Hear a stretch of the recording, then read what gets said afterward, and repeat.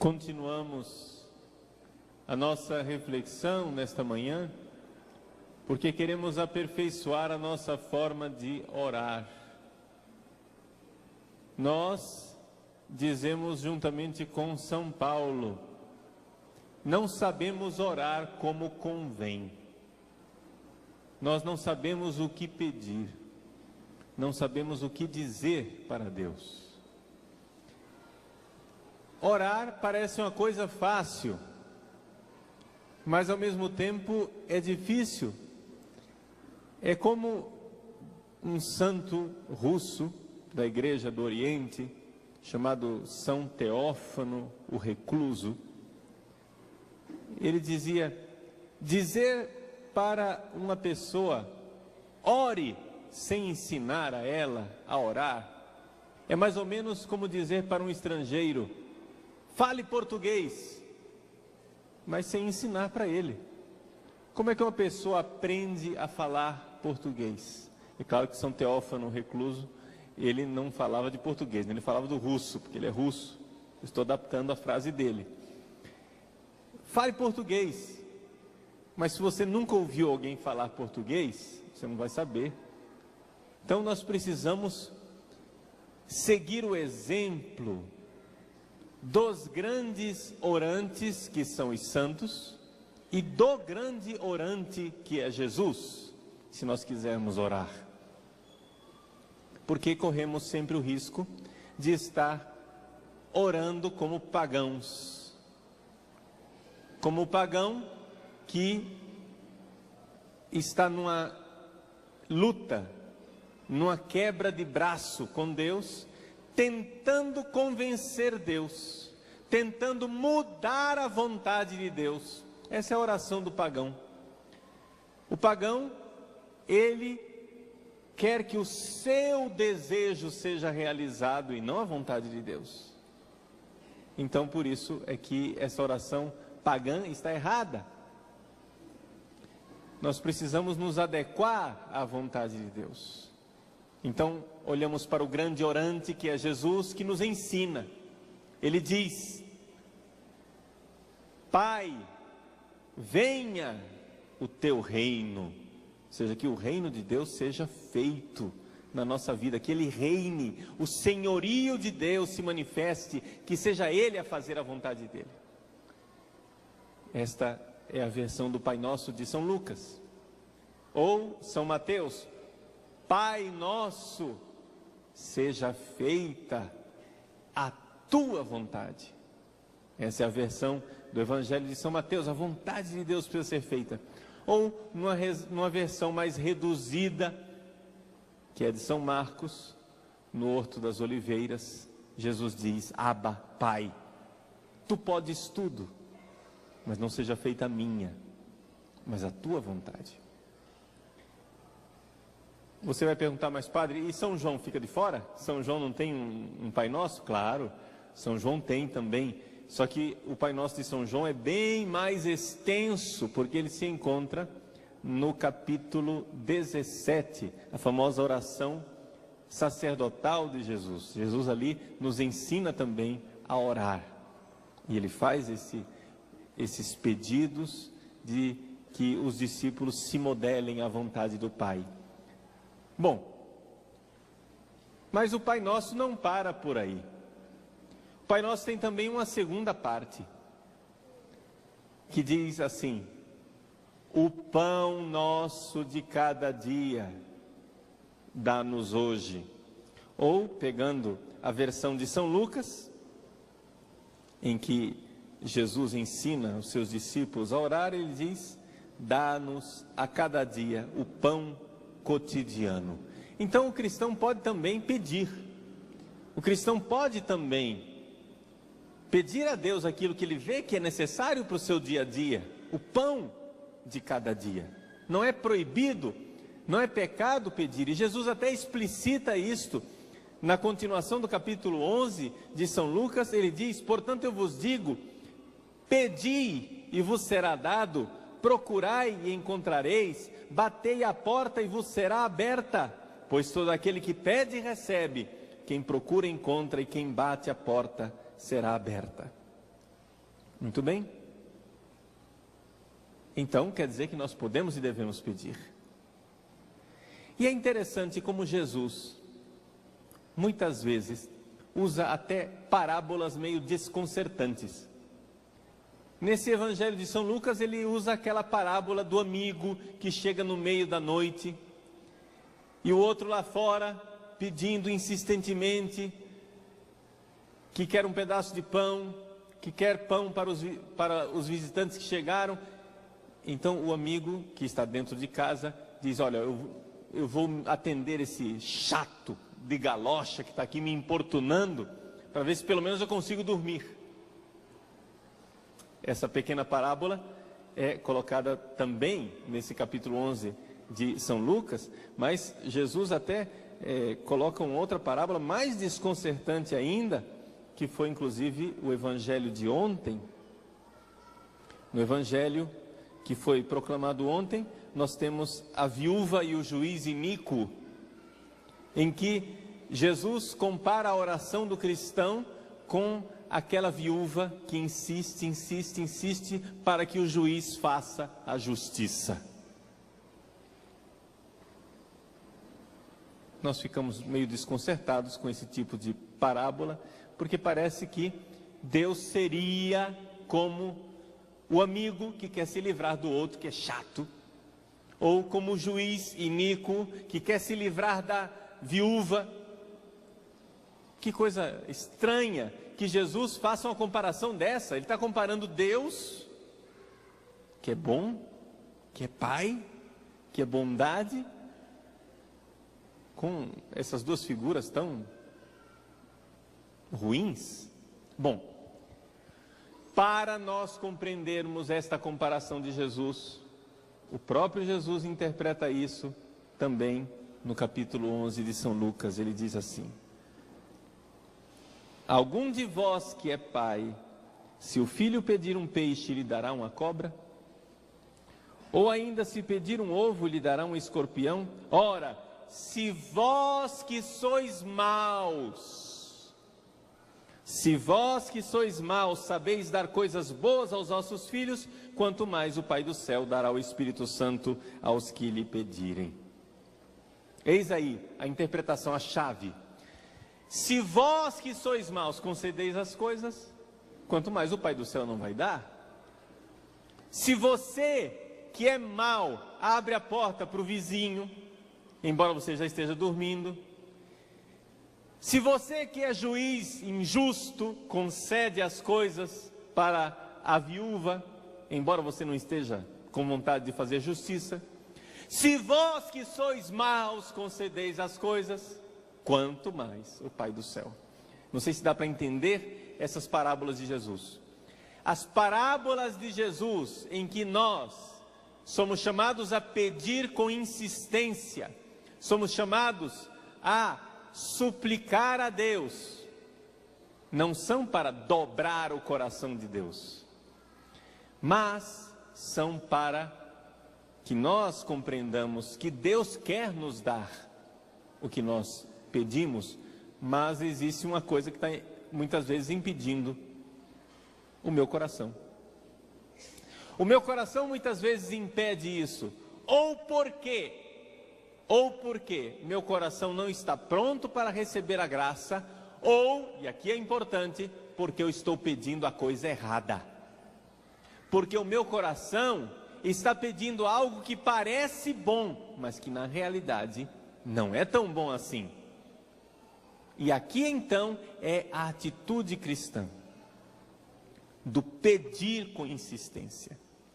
O pedir com insistência tem o seu lado positivo na oração cristã, mas não é, a razão do pedir com insistência não é convencer Deus de que Ele seja bonzinho conosco.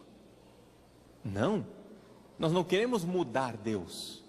O cristão não deseja mudar Deus, mudar os decretos de Deus. O cristão deseja sim dobrar a sua vontade. E também na oração de Jesus no Horto das Oliveiras nós vemos isso. Jesus diz assim: Abba, Pai, tu podes tudo. afasta de mim este cálice. Jesus pede e pede insistentemente. O evangelista nos mostra Jesus agitado naquela oração do Horto das Oliveiras. Se você for olhar o capítulo 15 de São Marcos, você vai ver um Jesus bem diferente daquele que nós estamos acostumados. Nós estamos acostumados a ver Jesus tranquilo, não é? Acostumados a ver Jesus que reza, muito tranquilo, confiante em Deus. Mas no capítulo 15 de São Marcos, no Horto das Oliveiras, Jesus está agitado, ele não consegue quase parar na oração. Ele se prostra, depois se levanta, vai, acorda os discípulos, volta outra vez, se prostra outra vez, se levanta, acorda os discípulos uma segunda vez. Jesus está totalmente agitado, justamente mostrando que não é fácil a vontade humana se dobrar diante da vontade de Deus.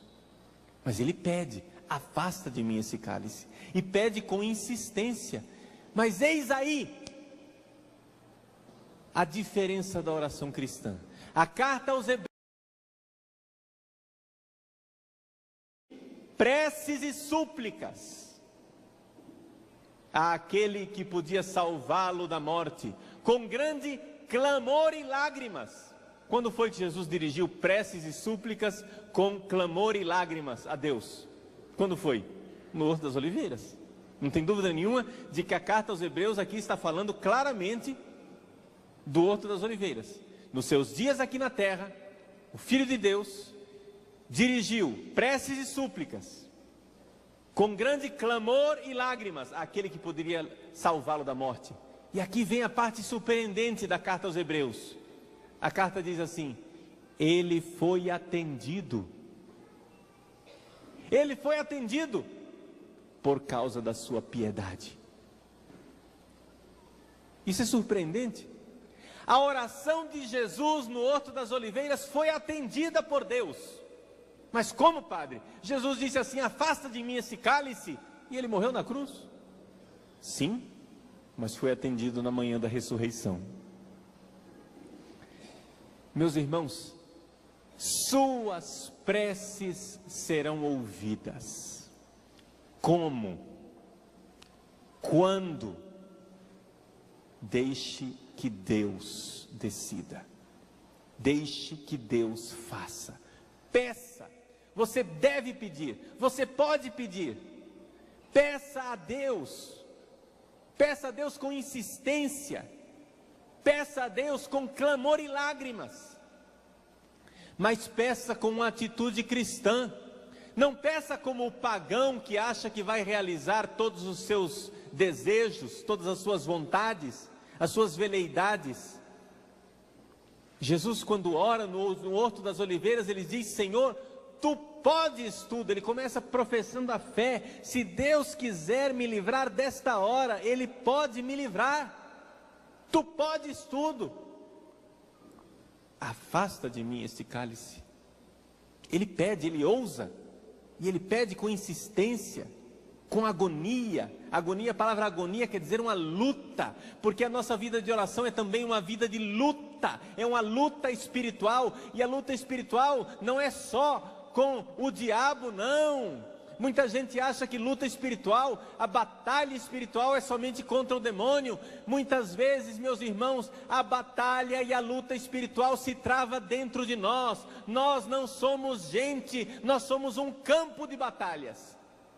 Porque a nossa vontade dificilmente se dobra diante de Deus. E por isso a gente agoniza, luta.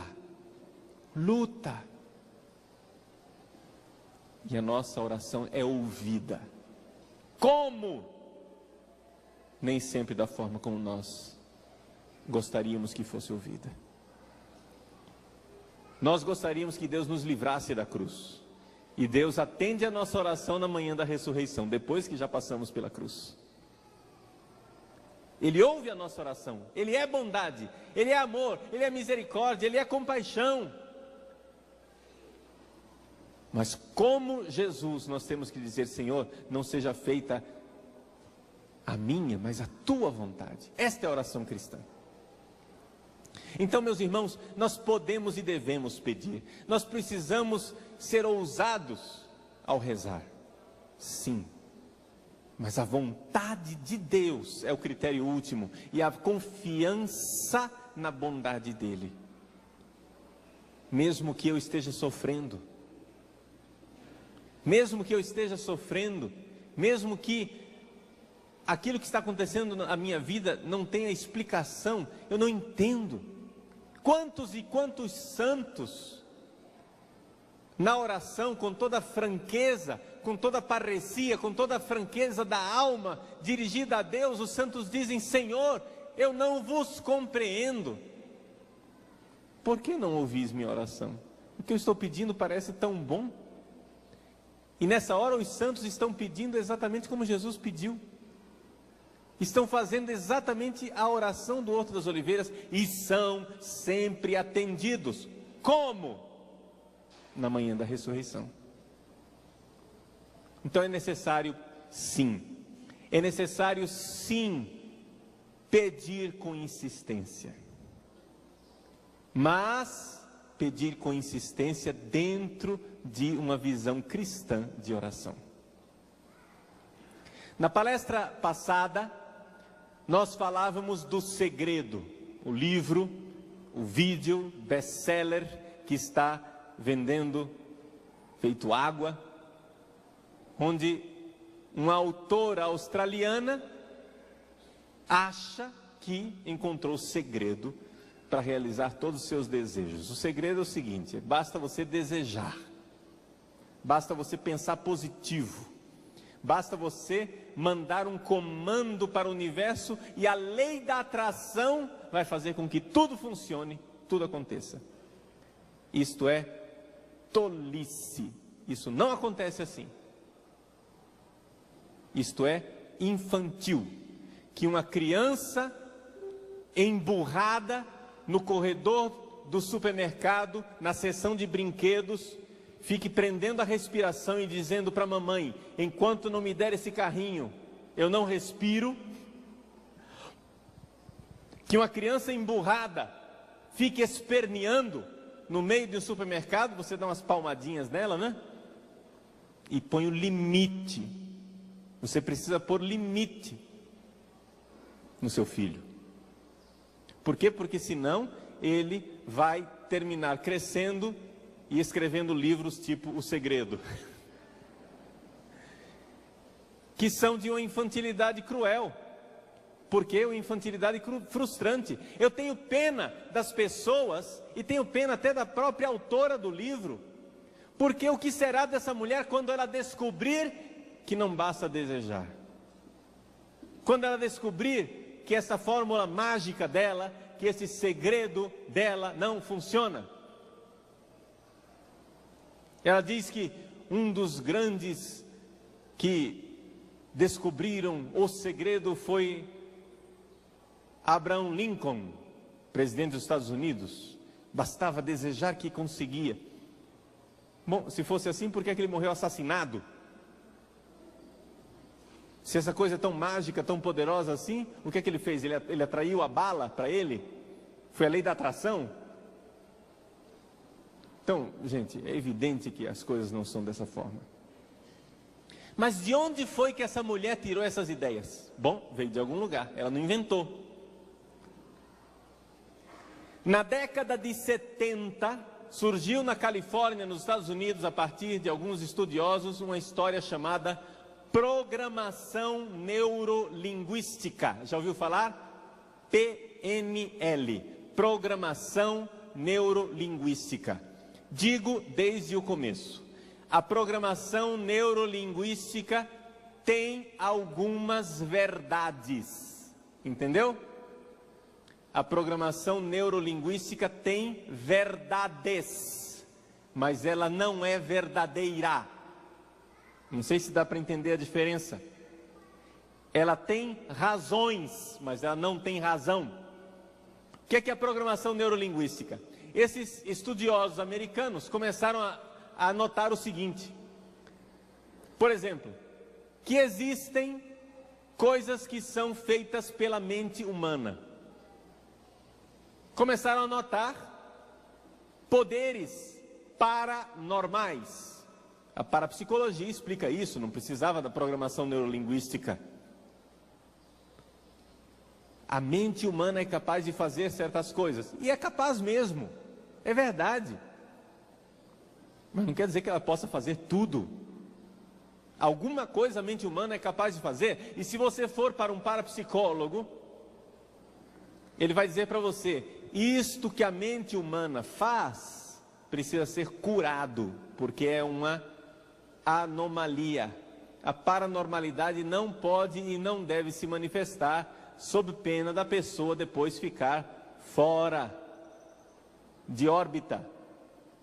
Bom, segundo ponto que a programação neurolinguística foi observando, que quando uma pessoa está bem decidida, quando ela quer uma coisa com muita vontade, quando ela realmente deseja uma coisa, aquela pessoa que está bem motivada está mais propensa a obter aquilo do que a outra que está desmotivada. Bom, não precisava escrever um livro científico para descobrir isso, a minha avó sabia disso também, né? A gente precisa fazer a coisa com força, com vontade de fazer. Vai fazer, faz bem feito. Faz porque você quer. Mas tudo bem. Então é por isso que a programação neurolinguística faz sucesso no meio das empresas. Essas palestras motivacionais que se dão nas empresas por aí, para que o funcionário esteja motivado e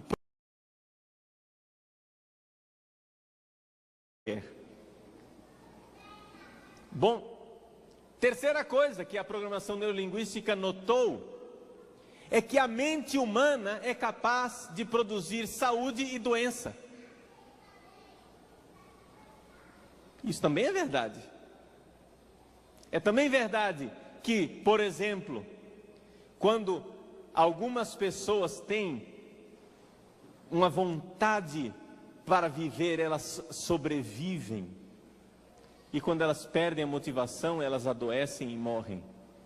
A sabedoria popular que fala, por exemplo, dois velhinhos, um casal de velhinhos que se querem muito bem, quando um morre e o outro perde a razão para continuar vivendo, fica tão triste, a sabedoria popular diz assim, vai morrer, não vai aguentar viver sem o outro, não é isso? Por quê? Porque de fato existe isso, realmente. Nós, muitas vezes, nos programamos negativamente e nos programamos positivamente. Agora veja, isso daí está certo, existe, estas razões existem. Agora, dizer que tudo o que a minha mente deseja, eu sou capaz de obter destes aspectos que a mente é capaz de fazer, para dizer que tudo que a minha mente quer, ela é capaz de obter, de uma coisa para outra tem um abismo. Para você conseguir dar esse passo, meu irmão, para você dizer que algumas coisas a sua mente é capaz de obter, e dar o passo universal e dizer que tudo que eu desejo eu posso obter, aí o negócio é complicado. Eu acho que o passo é maior do que as pernas. Então vejam, existe sim um poder de autossugestão. Claro que existe, é evidente. Basta observar no dia a dia. E então, algumas dicas que a programação neurolinguística dá são muito positivas. São coisas positivas, são motivacionais, e realmente funcionam. O que não funciona é a ideia de pessoa humana que está por trás. Por quê? Porque os psicólogos que descobriram, inventaram, elaboraram a programação neurolinguística, eles tinham uma visão não cristã de homem. Para esses psicólogos modernos, o mundo que está aí fora, quem produz é a minha mente. Eles são seguidores da grande corrente da filosofia moderna, que depois de Kant, toda a filosofia moderna terminou caindo nessa armadilha de pensar que tudo é produzido pela minha mente, ou seja, não existe verdade lá fora, não existe uma verdade que eu precise obedecer, mas é tudo auto-engano, autoprodução da minha mente. Essa é a visão deles. Por que é que isto não é verdade? Nós cristãos sabemos que isto não é verdade, por quê?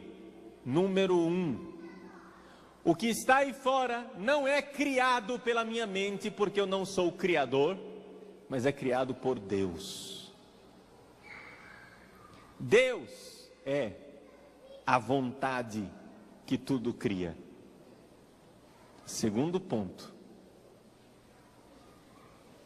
o que está aí fora, muitas vezes, que é criado por Deus, muitas vezes é coisa boa e excelente, e eu é quem preciso mudar para me adaptar às coisas boas e bonitas que estão aí fora.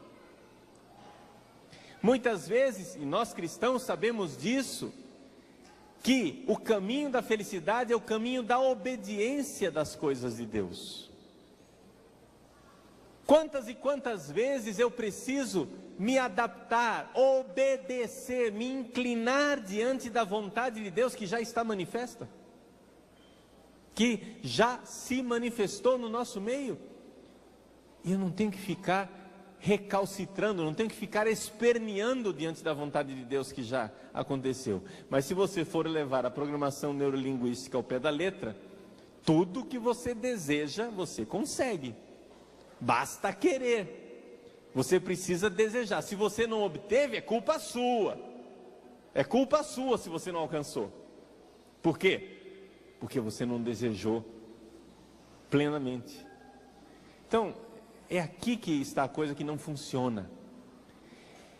Deus é Deus, é Ele quem cria, é Ele quem faz, e eu preciso me adaptar à vontade dEle. Uma outra coisa importante que nós cristãos sabemos, e que a programação neurolinguística parece que não está enxergando: a mente humana não é criadora das coisas. Por quê? Porque Deus não engana e não se engana. Deus não se engana, quer dizer que Deus não erra. Ah, eu me equivoquei. Não, Deus não se equivoca, Deus não erra. Segunda coisa, Deus não engana ninguém. Deus não criaria o mundo para me enganar, um mundo que não existe. Deus não me daria uma mente que me enganasse. Então, o que quer dizer? Quer dizer que a minha mente é capaz de conhecer o mundo lá fora, só que eu preciso ter a disposição de conhecer as coisas. E a disposição básica para conhecer as coisas e para conhecer a verdade é a disposição de, às vezes, ouvir coisas que eu não quero ouvir. E aqui está a rebeldia. O homem atual, não só o homem atual, parece que isso é uma tendência do homem de sempre, mas vamos considerar, o homem atual não quer obedecer. Nós não queremos obedecer às coisas que já estão manifestas, que já estão aí. É uma rebeldia. Nós queremos inventar o mundo, nós queremos inventar as coisas, não queremos obedecer à vontade de Deus que já se manifestou na nossa vida. Quando, por exemplo, se apresentam limites na minha vida. Eu, por exemplo, tenho limites.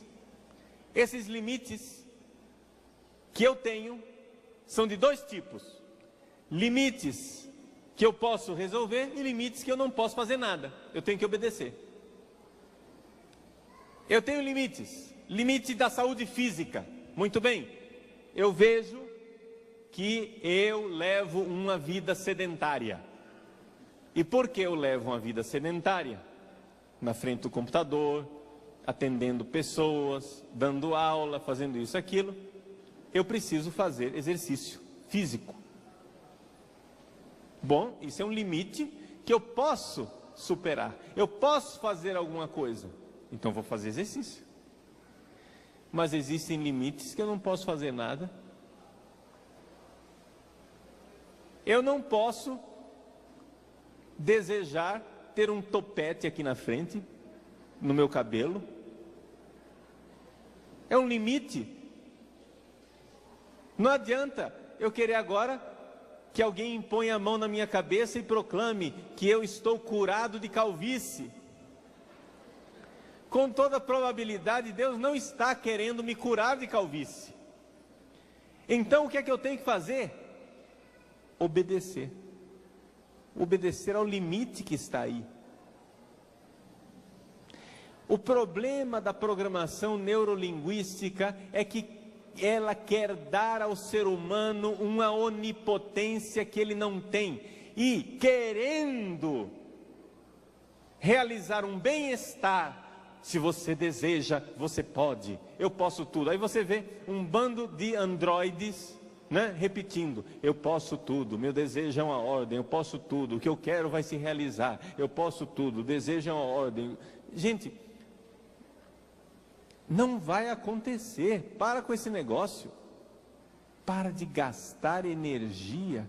Existem certas coisas que nós temos que simplesmente inclinar a nossa cabeça e aceitar, como Jesus inclinou a cabeça no Horto das Oliveiras e aceitou. Eis aí o cristianismo, a obediência à vontade de Deus. Então, como é que nós podemos orar? Nós precisamos pedir a Deus que nos dê a estatura de Cristo, como diz São Paulo aos Efésios. Nós precisamos ter a estatura de Cristo, quer dizer que nós devemos e podemos ser homens e mulheres adultos, formados, maduros na estatura de Cristo. Para isto, vamos para o Horto das Oliveiras. Vamos para a vida de oração. Vamos lutar para dobrar a nossa vontade diante da vontade de Deus, para descobrir a vontade de Deus. Quantas vezes coisas que na minha vida eu achava que não era a vontade de Deus, era ali exatamente que a vontade de Deus estava se manifestando. Eu vejo, por exemplo, dar um exemplo muito simples na minha vida. Quando eu era adolescente e eu fiz o último ano do 2º grau, eu estudei nos Estados Unidos como estudante de intercâmbio. Não era seminarista não, era só estudante. E lá nos Estados Unidos, então, eu resolvi entrar no seminário. Eu queria entrar no seminário nos Estados Unidos. Acontece que houve uma série de problemas financeiros na minha família e eu não pude. Não deu certo. Para mim foi uma frustração. E Deus sabe que eu rezei, eu pedi. Passaram mais de 20 anos. Para ser exato, foi em 84, né? Então, já 23 anos se passaram dessa história toda. 23 anos depois eu olho para trás e digo, que bom que Deus não deixou eu ir para os Estados Unidos. Por quê? Porque agora eu vejo a bondade de Deus. Eu vejo que no meu sonho de adolescente, ir para aquele seminário era a coisa melhor do mundo. Mas depois eu conheci o seminário como ele era e vi que ele não era tão bom assim, que eu não teria recebido uma boa formação. Naquele seminário, por exemplo, os seminaristas namoravam até o final da filosofia. Tinha uma série de orientações assim que não iam de acordo com o Papa. E eu ia entrar numa fria dessas. Imagina só. Deus permitiu, não é que Ele mandou, mas Ele permitiu adversidades. para me proteger. Aquilo que para mim era uma desgraça naquele momento, era a graça se manifestando. É como diz São Máximo Confessor, um santo da Igreja do Oriente, do século VII. São Máximo diz assim: os idiotas clamam a misericórdia de Deus dia e noite. Quando ela aparece, não a reconhecem. Nós somos assim, eu fui assim, foi assim na minha adolescência, eu fui um idiota. Eu clamava a misericórdia de Deus. Quando ela apareceu, eu não reconheci. Eu disse: Senhor, me ajuda. Eu pensava que Deus me ajudar significava eu ir lá para os Estados Unidos. Depois o que aconteceu? Eu fiquei no Brasil, estudei a filosofia, fiquei contente de estudar a filosofia aqui no Brasil. Depois, quando eu cheguei na teologia, o bispo resolveu me mandar para Roma. E foi muito melhor eu ir para Roma do que ir para os Estados Unidos. Estudei 5 anos em Roma, fui ordenado padre em 1992 pelo Papa João Paulo II, que foi uma graça extraordinária. Se eu tivesse ido para os Estados Unidos, não tinha tido essa graça. Aquilo que lá atrás era uma desgraça, depois se manifestou como graça extraordinária na minha vida. Quer dizer, Deus ouve a nossa oração, mas nem sempre da forma que nós gostaríamos que Ele ouvisse. Quantas e quantas coisas do seu passado, você hoje olha para trás e ri, dizendo: como eu fui tolo, como eu fui tola de chorar por aquilo, e hoje vejo que é uma graça de Deus. Eu tenho certeza que na sua vida você tem coisas assim, mas é isso. Nós temos que compreender que nossa vontade nem sempre é o melhor para nós. A nossa vontade nem sempre é o melhor para nós. Nós desejamos a nossa vontade, nós queremos que Deus faça a nossa vontade, nós queremos que Deus realize a nossa vontade, mas nós sempre temos que estar prontos para dizer amém a uma vontade soberana de Deus. Então, onde é que está o problema da programação neurolinguística? Ela tem razões? Tem. Tem coisas boas. O problema maior, e eu já advirto, se você já fez algum curso de programação neurolinguística, ou se a sua empresa trabalha com isso, você já pode se precaver. Você deve se precaver de quê? Desta ideia louca de que as minhas vontades são sempre o melhor, e aquilo que eu quero e que eu me determino é o melhor para mim. Nem sempre. Nem sempre. Isso daí é uma soberba. É o ser humano que quer se colocar no lugar de Deus. É a criatura humana que quer se colocar no lugar de Deus.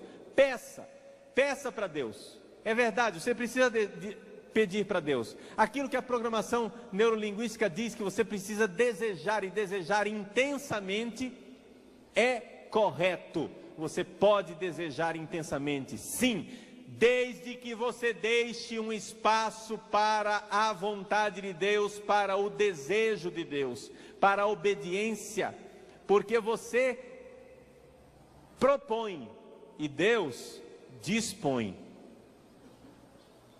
e nem sempre aquilo que você não deseja, que você deseja, é o melhor. Quantas e quantas vezes nós olhamos para uma criança e a gente vê que a criança quer exatamente aquilo que ela não pode, exatamente aquilo que vai fazer mal para ela, e um pai e uma mãe que amam o seu filho vão dizer não, não é isso? Ontem eu estava lá atendendo a minha paróquia no Pantanal, Mato Grossense, Barão de Melgaço, e rezei missa numa comunidadezinha à margem do rio Cuiabá, chamada Estirão Comprido. Lá no Estirão Comprido, eu dava um exemplo para aqueles homens e mulheres, que a maior parte são pescadores. Eu dizia para eles: imagine só que você está na beira do rio, limpando o peixe com uma faca enorme, com uma peixeira. Como eles fazem, como eles costumam, eles põem uma tábua lá na beira do rio e abre o peixe, começa a tirar as escamas, limpar o peixe. Imagine que você está lá limpando o peixe com uma peixeira enorme, e aí seu filhinho de 5 anos de idade chega e diz: papai, me dá a faca, me dá a peixeira. Você vai dar a faca para o seu filho com 5 anos de idade? Mas ele quer. Ele esperneia. Você vai dar? Não. Mas ele chora. Você vai dar? Não. Ele se joga no rio. Você vai dar? Não. Você pega ele, tira do rio pelos cabelos, põe na margem, esquenta o traseiro dele com uns tapinhas e diz: pare de ser mimado. Deixe de capricho. Obedeça. Vai lá com sua mãe. Sai daqui. Porque quer o bem da criança. Agora, vejam só. Se uma criança quer coisas que não são boas para ela, e um adulto enxerga isso, quanto mais nós às vezes queremos coisas que não são boas para nós, e Deus, que é infinitamente mais sábio do que nós, enxerga isso. Então, meus irmãos, nós precisamos inclinar a nossa cabeça diante da sabedoria extraordinária de Deus. Não adianta você ficar repetindo como um robô: eu quero, eu desejo, vai dar certo, eu posso tudo, eu posso tudo, eu posso tudo. Isso é coisa para gente retardada. Que uma criança com 5 anos de idade ache que ela pode tudo, tudo bem, mas que você, adulto, barbado, crescido, mulher feita, esteja achando isso daí. Ora, tenha santa paciência. Ninguém pôs limite em você quando você era criança.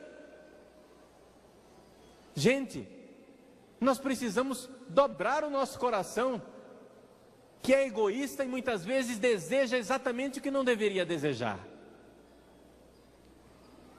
E temos que abrir um espaço para o mistério, temos que abrir um espaço para a sabedoria de Deus.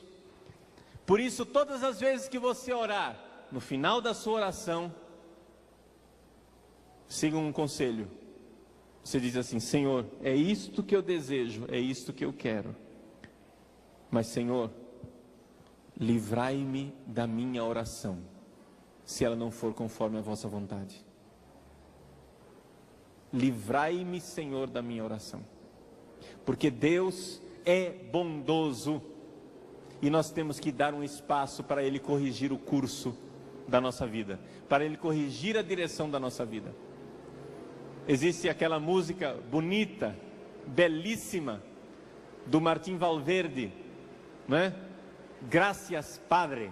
Obrigado, Pai, né? Foi traduzido em português também, graças, Pai. Lá pelas tantas, no meio da música, o Martim Valverde diz: graças, Pai, por aquilo que me destes, graças, Pai, por aquilo que negaste. Obrigado. Você já agradeceu a Deus pelas coisas que Deus negou para você?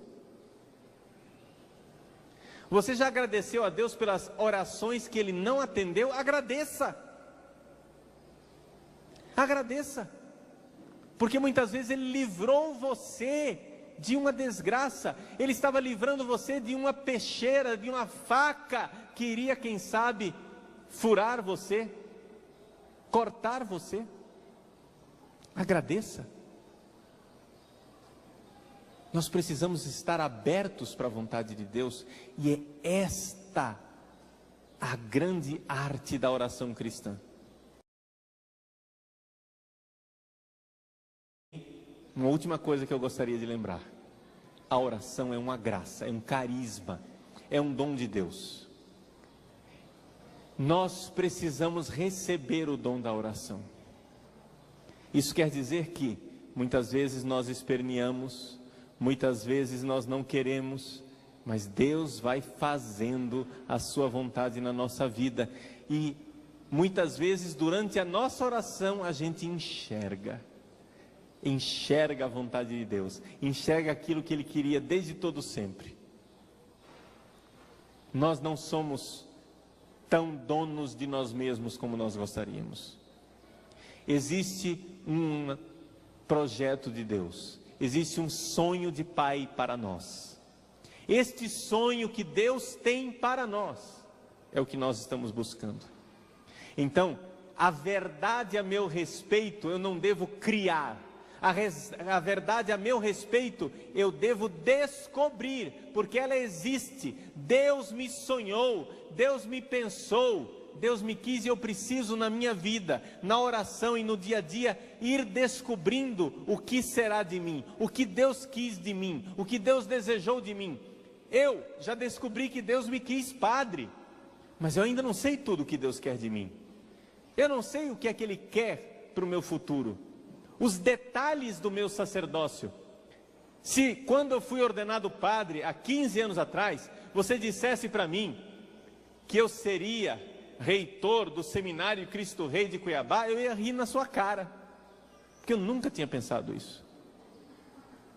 E no entanto, eu sou reitor, já vai fazer 12 anos.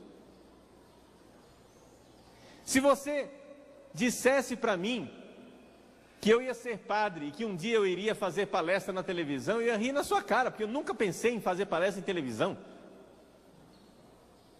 Sempre fugi dessas coisas, nunca quis saber de televisão na vida. Mas Deus foi conduzindo, levando para onde eu não queria ir. Se você dissesse que eu ia ser pároco numa paróquia no Pantanal, como é a paróquia de Barão de Melgaço, uma população pequena, são 10 comunidades que precisam ser atendidas todos os meses, na beira do rio, pobre, simples, um povo com uma fé bonita. Se você dissesse, Padre Paulo, o senhor vai voltar de Roma, com mestrado em direito canônico, e vai ser pároco em Barão de Melgaço. Eu nunca tinha colocado os pés em Barão de Melgaço na minha vida. Eu ia dar gargalhadas na sua cara. Mas Deus vai mostrando. E hoje eu não tenho dúvida nenhuma de que Deus me quis lá. E Ele tinha um propósito com isso tudo. Propósito número 1, de me converter. De fazer de mim uma pessoa melhor. Menos soberbo. Soberbo eu ainda sou, mas pelo menos um pouquinho mais abrandado, menos soberbo, menos vaidoso, menos orgulhoso. Meus irmãos, Deus quer nos modelar. Deus quer nos fazer. A gente murmura, né? A gente costuma cantar, deixa Deus amassar o barro. Não murmure, meu irmão, deixa Deus te amassar. É a confiança imensa que nós precisamos ter em Deus, que nos quer. Então, peça, sem dúvida nenhuma, peça e peça insistentemente. Um homem, uma mulher madura, um homem maduro, é um homem ou uma mulher com o céu aberto em cima da sua cabeça. É um homem aberto para ouvir de Deus e para falar com Deus. Um homem maduro, uma mulher madura precisa orar. Quem não ora, está de alguma forma no infantilismo do querer fazer seus caprichos e suas vontades. Mas quem ora de forma cristã, entrou no caminho da maturidade, no caminho de Cristo. Mas é importante que você faça um exame de consciência. Então esse nosso dia aqui, hoje, na Canção Nova, este Orando com Poder, é um grande exame de consciência que nós precisamos fazer. Nos perguntando se a nossa oração é uma oração cristã, ou se nós, na verdade, vivemos um tipo de oração pagã. Essa coisa de programação, onde eu ponho na minha cabeça e aquilo que eu quero é que vai acontecer. Os psicólogos sabem muito bem que a criança, quando ela é pequenina, ela se acha onipotente. Junto com a mãe, não é? Com a mamãe, a criança se acha onipotente. Por quê? As coisas que ela quer, ela pode. E aquilo que ela não pode, mamãe providencia. O que eu não posso, mamãe pode. Então, a mãe e a criança formam essa simbiose, esta unidade onipotente. É uma ilusão infantil. A criança precisa quebrar essa ilusão. E quem quebra essa ilusão, conforme a análise freudiana, é a entrada do pai. É o pai que desfaz essa harmonia simbiótica e que opõe uma vontade que não é necessariamente a da mãe e a do filho. Nós poderíamos usar isso como uma analogia e dizer assim: o paganismo é uma religião em que a pessoa e a mamãe terra, o universo, a mãe terra, tão falada hoje em dia até por teólogos que se dizem católicos uma ova, isso é paganismo puro, essa história de mãe terra. Que diabo é isso, mãe terra? Minha mãe é Maria, história de mãe terra. Isso é paganismo. Mas, essa história de mãe terra, estar em harmonia com o universo, porque aí você obtém tudo aquilo que você quer. Muito bem, deixe Deus entrar na sua vida. Deixe Deus interferir nessa infantilidade de achar que você pode tudo. Deixe Deus romper um pouco essa sua unidade simbiótica com a terra e deixe Deus fazer a vontade dele. Se converta. Creia no Evangelho. Não deixe de orar.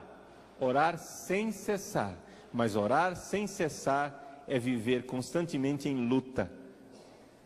Viver constantemente nas mãos do oleiro, para que ele faça a sua divina vontade. Deus ouve sempre as nossas orações, nem sempre do jeito que nós queríamos. Jesus, Filho de Deus, nos seus dias aqui na terra, dirigiu preces e súplicas, com grande clamor e lágrimas, àquele que poderia ouvi-lo. E foi atendido por causa da sua piedade. Viva o Horto das Oliveiras. Amanhã de Páscoa vai chegar.